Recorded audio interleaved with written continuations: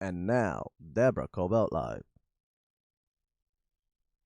Hi, everybody, and thanks for joining us today on Deborah Kobylt Live. I'd like to introduce you to my guest, Joanne Reyes. Joanne is the president of the Fulfillment Fund here in Los Angeles. And Joanne, I'd like to welcome you. Thanks for being here. Thank you so much for having me, Deborah. I'm so pleased to have this opportunity to speak with everybody today. I am too, because the work you do, I've known about for quite some time, and we've been trying to get you on to talk about it. But you're a busy lady, really helping out a lot of kids who need help getting to college. So what I'll do is have you start by telling us, what is the Fulfillment Fund and what does it do? Absolutely. Thank you. Well, Fulfillment Fund is one of Los Angeles's oldest and largest college access and college completion nonprofits. And what we do is we work with students from 7 different high schools, so grades 9 through 12, all around LA to really, and most of them are going to be the first in their families to go to college. So that experience is a really important one, but is difficult to navigate. So that's why we're here to help. We are here to make sure that they have the ample knowledge and resources to successfully get into college, and for those who are serving in college to complete college. So I know that since the Fulfillment Fund started, which I believe was 1978, they've helped over 40,000 students get into college. That's huge. And currently you help about 3,000 students a year from the Los Angeles get into college. Again, huge. Where do you find these kids? What schools do they come from and backgrounds? Tell us about that, please. Sure. So our work, our philosophy at Fulfillment Fund is that we want to create real equity in education. And where that discrepancy is right now is in access in local communities. So, LA is a very vast and wide space with different income pockets. We primarily work with low income students from communities that just have less educational resources. So we find really great high school partners. We have 7 high school partners, and they work with us so that we can supplement everything that we're doing at schools to better support these students, as I mentioned, that are coming from households where they'll be the first in their families to go to college. And that experience is one that if you don't have experience in going to college, it's not the easiest way to kind of figure things out. And that's why we're here. We have subject matter expertise, and we have really caring counselors and advisors who are really there to support students both emotionally, from a wellness standpoint, especially important today as we face everything that we're facing in education, and also, really collaborate with the teachers and counselors at those schools to best support these students. Yeah. So how would a kid find out about the Fulfillment Fund? But actually, let me step it back a second. You start with these kids, right, in like 9th grade, or do you start earlier to let them know that you're there? Yeah, go ahead. We started 9th grade. So in 9th grade, we when schools were 100% open, we had a Fulfillment Fund advisor and a counselor that would be there in their classes to greet them and then explain what Fulfillment Fund is here to do. And specifically, our model is that we don't hand select students that participate in our programs. We open our services to every student on that campus. And that's really important. There are programs in which I think they are able to support a handful of students, and we know that roughly half the students we support will go on to a 4-year college and half will go on to a 2-year. And we want to make sure to provide educational pathways for all those students. Education is a public good. It's a benefit to all of us to have a more educated, well-trained population to be ready to enter the workforce. And you only get there by making sure to support all the educational aspirations of students, whether or not they're on that 4-year pathway or on a 2-year pathway. So you reach out to the schools, and what do they do? Because I remember when I was the first to go to college in my family, and there wasn't a lot of people at all saying, where are you going to go? What are you going to do? Like, I didn't even have that. And my graduating class had 800 kids in it, right? So I remember thinking, I guess it was senior year, and I'm thinking, wait a minute, I know I want to go to college. I got to figure this out. I also didn't have resources. I figured it out, but I had to really investigate. So was it something on a bulletin board at school? Like, how do you reach them in the first place? We actually go into the classrooms. We work with our partners to reach students in their classrooms. So when we had our, again, in-person lesson, we would teach 8 lessons a year to each grade level. And in ninth grade, in those very first impressionable days when they're entering as freshmen, wide-eyed, I'm here in high school for the first time, we start talking to them about, what are your dreams? What are your goals? And then started imbibing that conversation with, this is how college will help you get there. A lot of our students tell us, I want to make my family proud. I want to, pay my parents back for the sacrifices they made in coming to this country and, getting a better life for our family. And so we feed into that conversation about, well, here are some steps that you need to take in order to really get serious about going to college. Here's how college works. And so we build on that knowledge every year we're with them in high school, but it starts in the ninth grade. It starts in that really critical time period where, they're very, very impressionable. And it's like high school is still a mystery, and we're here to help provide a guidepost and a pathway. And then further on in high school, what we do is the students really start narrowing down what they want to do is, in 11th grade, we start working with them about the actual application process, which is complex. Even for adults, it's complex. And also financial aid. That's such a huge topic with our students. So many of them are coming from lower income communities. And financial aid is a major stumbling block where they feel like, well, my family can't afford for me to go to college. Well, yes, you can. There's lots of different grants, federal and California. And also there's scholarships and loans, federally subsidized loans that you can take out. There's all kinds of different vehicles, but you have to know how to access them. And that's where we come in. We actually handhold and guide students through that process, reduces their stress, reduces their anxiety. Again, this is such a high kind of stress and anxiety time that it's even more important that we focus in on that. We're really intentional about how we provide those supports. That is so important that you started in ninth grade, by the way, because I have 3 sons. I won't mention which one, but one of them, he liked school, ninth grade. I remember Spanish. It's like, he wasn't, studying as much. Then he got to 10th and 11th and he realized, I got to really pull this out. And then he really studied hard and got his grade exactly where it should be. But the fact that you're telling them it matters now, because when you go to apply in 11th and 12th grade, this grade here in ninth grade is going to matter when you're in 11th and 12th grade. So I think it's great that you hit them early, and also that you hit them early about thinking about what might I want to do. You know what I always say? Sometimes what a kid loved doing when they were 5 and 6, I noticed, tends to be their passion when they're older. Did you ever think about that too with kids? Absolutely. I mean, this is the source of their inspiration, their passion and motivation. It's what's going to give them the grit and resilience to carry this through. College is not easy. College is not meant to be easy. It's made to skill us up, give us tools we didn't have before, grow us as human beings. And again, this is why education is such an important part of, what we provide to our younger generation. This is a way for them to discover themselves and be productive members of society, right? And so we have those conversations with them early on in ninth grade. What are you interested in? There's a different educational pathway for everyone depending on what you're interested in. It's okay not to know. It's also, here's the thing. It's like, you can't know in ninth grade how your entire life is going to be mapped out, but you know what you care about, what inspires you, what excites you. And that's what we really build upon with our students, is taking that nugget of motivation and saying, like, how can we support you in this? And here's something to think about. It's not just even about the grades, Deborah. It's so much about, teaching self-efficacy skills, time management, agency, kind of like creating this confidence that, you can ask and you can advocate for yourself. And you should say, it's okay to say what you want to do and what you're interested in. And a lot of that takes a lot of, again, some coaching and some knowledge building. So it's when you think about college access, everyone thinks about, the grades and the classes you need to be college eligible and financial aid and, the applications. And we do all of that. But beneath that surface, there's all of these conversations that we have with students that really helps to build them into their future self. Right. I mean, and I like that you're doing the whole person, as you said, not just the grade you need, but the whole person, to think about the entire process, because that'll get you thinking about who you want to be later on in your life. I like that a lot.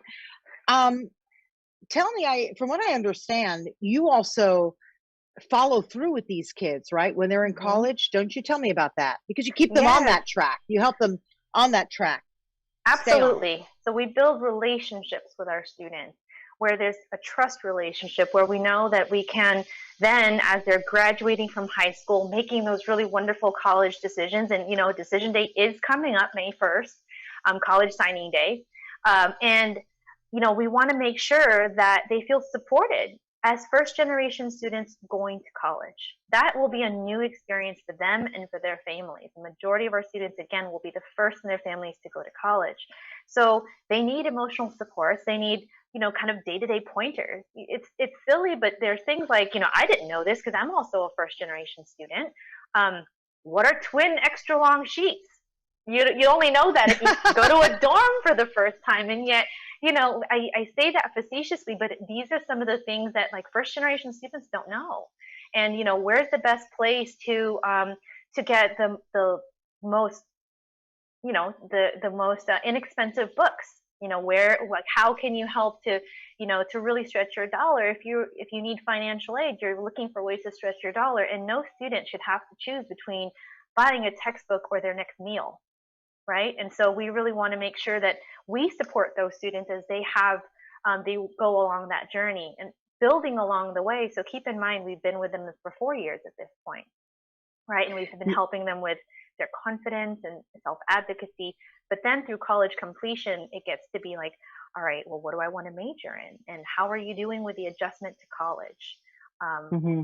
That first summer between high school and college can be a really rough one if they don't have the proper support. In that first year of navigating college, there's so much learning there, not only about what it's like to be in college, but how to be an adult, right? So our college success advisors are there for that all the way through college completion. That's wonderful. How many kids, of all the kids that you've helped since you've been there, um, graduate? We Do have they? a we have a really high percentage of students who actually complete college right now. Our college our college completion and persistence rates are 90%. Now, in this country, just as a Wow. comparison, across the nation, only about 11% of students coming from lower income households actually complete a college degree. 11%. So compare that to our scholars who are graduating at about 90%. It's a huge difference we make in the lives of these very, very bright young students. I know that fundraising is everything because you couldn't be the fulfillment fund without it. How were you able to keep going this year during a COVID year and last year too, actually, because everything shut down in March, right? Mm-hmm. And these kids, juniors, were preparing to um, apply for school, and then you had seniors that were going to accept where they were going to school. How did you manage to keep this going this year too? Well, we from a organizational standpoint, we already know what we needed to do in order to transition to a virtual environment. And I have to Mm. give a huge shout out to our team. Everybody really dug deep and figured out how to make this work and to be there for students in a timely way. Because when the pandemic first hit, what was happening with our seniors at that time was they were starting to get their college acceptance letters and their financial aid awards and had to make decisions about going to college when all of this was changing underneath their feet, right? So parents were losing jobs, businesses were shutting down. It was a really scary time in the world. And we Mm. reached out right away that, like, how can we support you? Let's think through all of the colleges that have given you acceptances and how we make sure that you make a good decision for you and your family to continue your education. We were able to do that because thankfully we have a very philanthropic community that supports us. And I think throughout this year, I think everyone's realized how important it is to be involved in the things that you care about.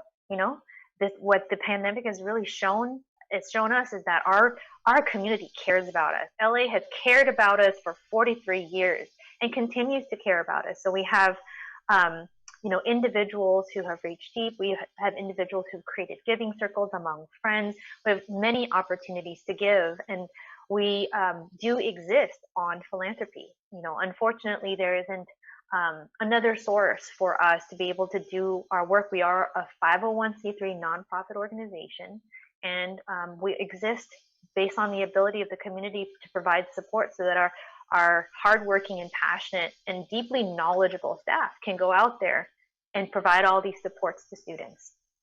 You have partnerships. Who are some of those that you partner with?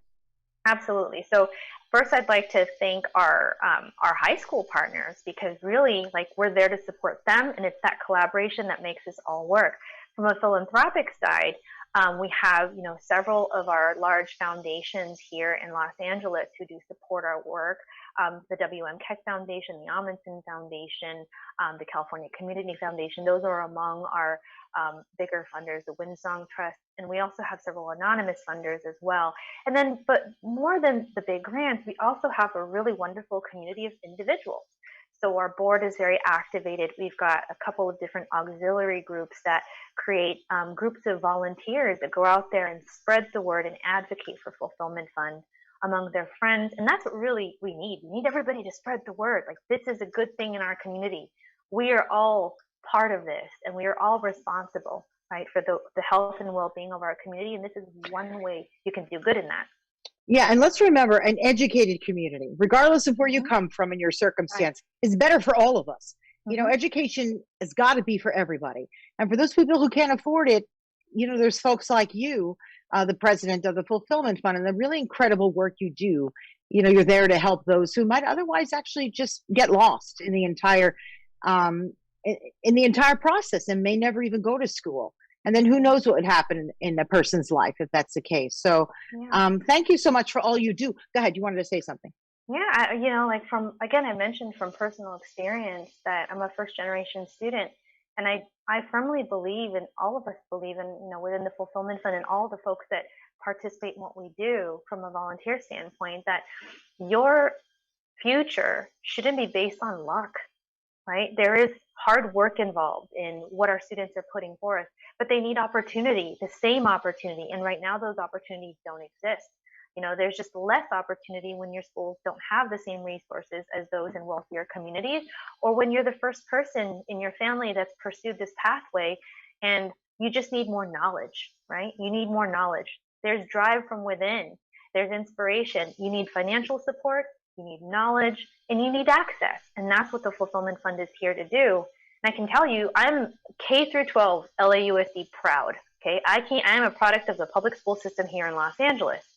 And there have been forks in my own pathway where a really wonderful teacher or someone in my school community noticed and was able to give me more access.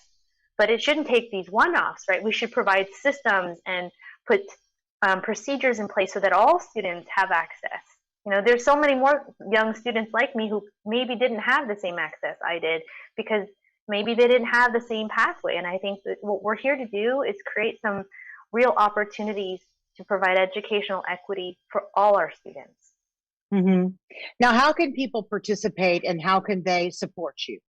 Yes, well, definitely we love when people raise their hand and say, I want to do this. I want to be a part of Fulfillment Fund. Let me be a part of what you're doing. So we have lots of different ways that people participate.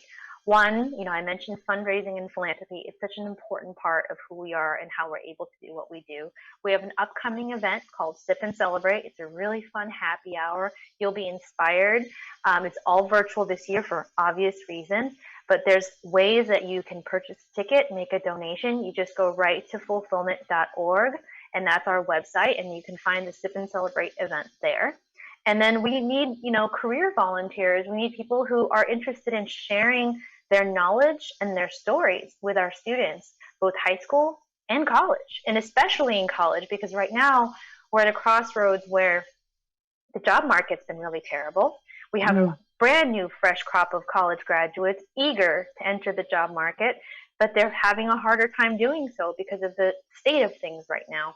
So they want to know more about internships. They want to know more about opportunities at different companies. So if you're a company looking to hire really qualified, highly diverse set of young people who are, eager and enthusiastic and have gotten a lot of great training along the way, definitely let Fulfillment Fund know. Let me know. We're happy to explore opportunities. A lot of different companies participate in this with us and provide pathways to internships for our college students. I think everyone is really looking to think about how to create more diverse perspectives within their companies. And I have to tell you, I think I'm so proud of our college students. You know, they're coming out of college in this really, really challenging time, but want to participate and want to, be leaders in these environments. And I think that's really what companies are looking for, is the young people who are eager, enthusiastic, and want to embrace that role. You know, and a little bit about the parents, right? The first generation folks like you and me, right? Mm-hmm. I remember my mom was a waitress and she cleaned houses for a living, and she would take me along because I was a little kid, right? Who was going to watch me. And I looked up at her one day, I was coloring in my book, and I said, "Why do you do this? In other words, why are you cleaning somebody else's house?" I was little, right? And she looked right at me and she said, "So someday you don't have to, and you can get an education." And I'll never, ever forget that. And that stayed with me pretty much my whole life, even as I was in college studying what I was meant to do, right? And that they were so proud that I was able to go to school and do what I wanted to do, right? And I just think, I know that the families who are the recipients of these kids who are now in school and studying and following their dreams, I know it means the world to them because I've been there. You know?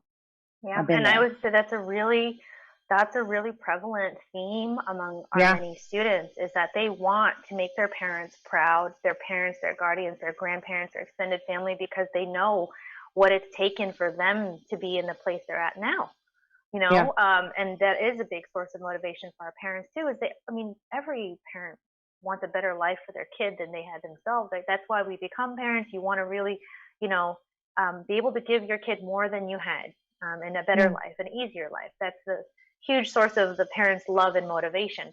And, the challenge is that the motivation is there, but the knowledge isn't, because college is difficult to navigate. The American educational system is challenging to navigate. So, for first generation students, they might need a little bit of extra resources and support. When I asked my parents, like, "Hey, how do I apply for this?" It kind of went like this, and went, "I don't know. I've never done it before." You type the thing out and you do carbon copy and triplicate and you mail it in.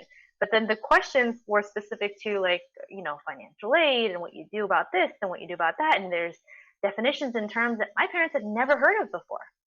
And not that they didn't want that for me. They wanted that for me, but they didn't know how to help me. They just didn't know. Mm-hmm. Yeah, we didn't do it either. I just applied and that was it. And I had 2 jobs and my dad helped. Like, everybody was helping a little bit because we didn't really even know to do it. So It's so important what you do. Again, those who want to participate, they just go to your website. Is that correct? They can attend the Sip and Sup. It sounds like a lot of fun, actually. Yeah, I like that. Yeah, it's a happy hour for the Fulfillment Fund. What more fulfilling than that, right? I like that. Things are a little heavy right now. We want to uplift people. We want to inspire people. It's going to be great. We're going to have we have a couple of special guests. So you'll hear from our students. You'll also hear from a few celebrity friends. And it'll be a nice kind of Friday way to kick off the weekend. You did something good. You checked. And now you can go enjoy the weekend. Right. And those kids who get educated, it's good for all of us. So May 21st. May 21st. And again, your website, if you can give a shout out, Joanne. Fulfillment.org. Very simple. Fulfillment.org. People just, whatever you have, if you can, to help a student get to the next level. I think that's fantastic. Joanne Reyes, thank you so much. I so enjoyed talking to you. I love what you do, and you help a lot of kids. This is a massive operation that you're president of. So thanks for all the hard work and taking the time today too.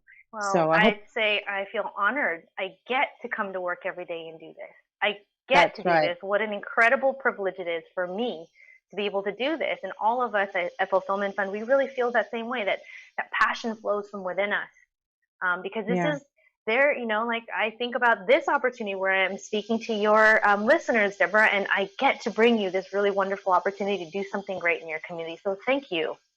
Yeah. So please, everybody, look up fulfillment.org. Join us for the Sip and Sup. I think it's Sup. I think it sounds like a lot of fun. Wait, Sip and Celebrate. Oh my gosh, It's almost like I'm drinking already. And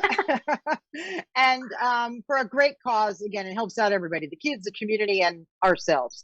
So thanks everybody for joining us today on Deborah Kobylt Live. You can find this show on our Facebook, on our YouTube. We'll then post it on IGTV, and then on all audio platforms too, you can find us. So Wherever you get your podcast, just look us up, Deborah Kobylt Live and the Fulfillment Fund, and you'll find us. Again, thanks so much for joining us, all of you, and of course to Joanne Reyes of the